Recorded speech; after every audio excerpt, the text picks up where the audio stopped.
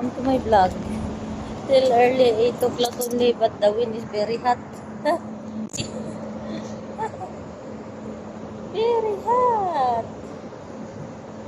Anyway, happy Thursday everyone. Almost weekend again. Tomorrow is Friday already. Anyway, I just buy bread so that in the week up, I'm gonna... They don't have the new sliced bread. It's old now, almost expired. I just buy this one, the circle bread. Look at the sun. Very hot. The sun is very hot. It's only 8 o'clock, but the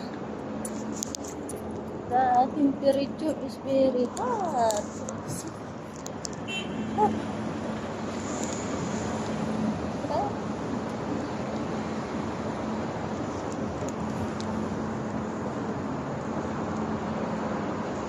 Anyway guys, how many days more and middle of the month again.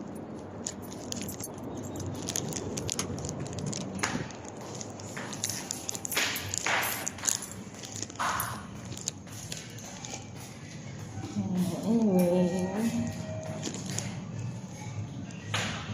on the other side.